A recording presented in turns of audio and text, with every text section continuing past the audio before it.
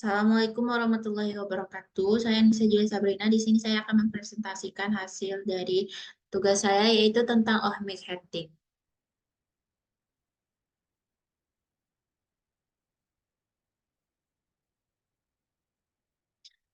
Ohmic heating atau yang sering disebut pemanasan Joule merupakan proses di mana arus listrik dilewatkan melalui bahan dengan tujuan utama memanaskannya melalui konversi energi listrik menjadi energi panas yang secara umum menghasilkan peningkatan suhu yang cepat dan seragam dalam makanan.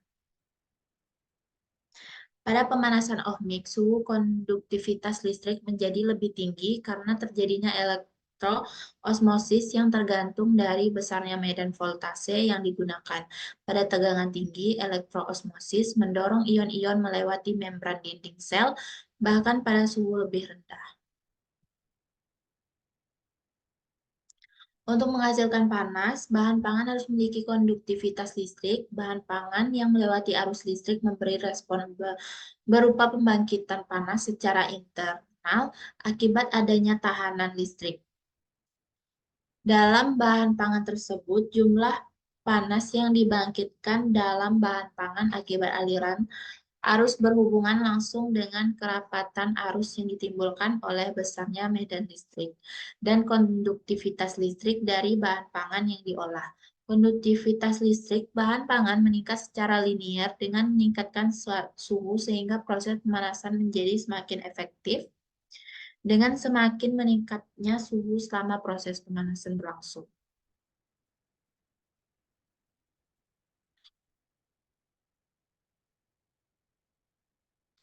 Yaitu contoh pada jurnal yang saya ambil yaitu tentang ohmic heating karakteristik and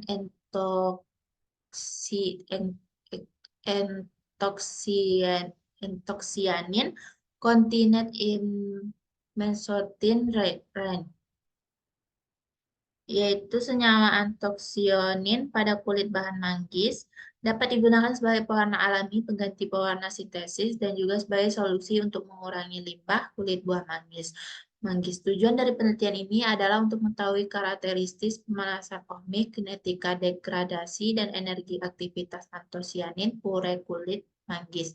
Metode penelitian yang dilakukan dengan pemanasan ohmik pure kulit buah manggis pada suhu 70 Celcius, 90 Celcius, dan 110 Celcius dengan jangka waktu 30, 60, dan 90 menit. Sampai hasil pemanasan ohmik ini akan dilihat dengan spektrofotometer UV vis untuk mengetahui jumlah antosianin dari berbagai perlakuan.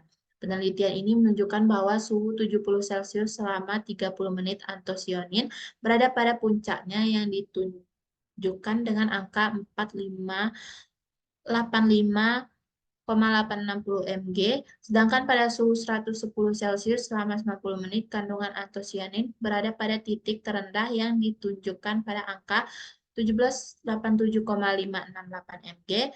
Hasil penelitian menunjukkan bahwa manggis semakin tinggi dan lama pemanasan, maka kadar antosianin yang terkandung di dalamnya semakin rendah.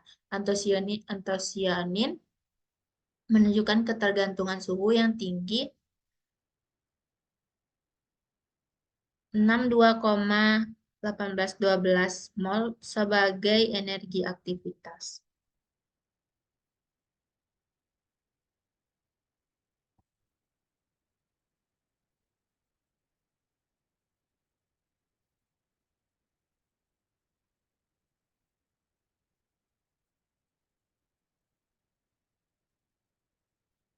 Yaitu selanjutnya pada jurnal yang berjudul Design of Automatic Fruit Juice Pasteurization Machine Based on Ohmic Heating Technology.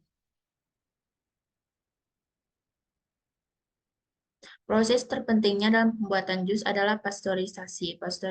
Pasteurisasi pemanasan ohmik merupakan salah satu metode pasteurisasi yang dapat digunakan untuk mempasteurisasi seri buah. Oleh karena itu, diciptakan mesin pasteurisasi seri buah yang dirancang khusus untuk mempasteurisasi sari buah dalam skala kecil. Penelitian ini bertujuan untuk mengetahui rancangan mesin dan pengujian kinerja mesin, serta mengetahui efisiensi penggunaan energi terhadap kinerja mesin.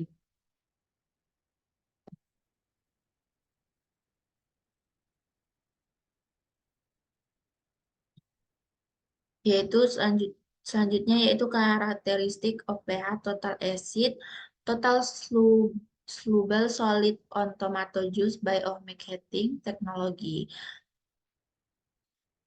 Tomat sebagai makanan dapat diolah menjadi jus tomat dengan menggunakan pemanasan ohmic teknologi. Teknologi pemanasan ohmic dalam pengolahan makanan pada dasarnya adalah suatu proses di mana makanan cair, padatan atau campuran antara kuda betina dipanaskan secara bersamaan dengan mengalirkan arus listrik melaluinya. Maka dialirkan arus listrik memberikan respon berupa timbulnya panas secara internal pada bahan pangan akibat adanya hambatan listrik. Penelitian ini bertujuan untuk mengetahui perubahan pH total asam, total padatan terlarut dalam jus tomat yang dipanaskan pada suhu 70 Celcius, 90 Celcius, dan 110 Celcius, serta lama waktu pemanasan 15 menit, 30 menit, dan 40 menit.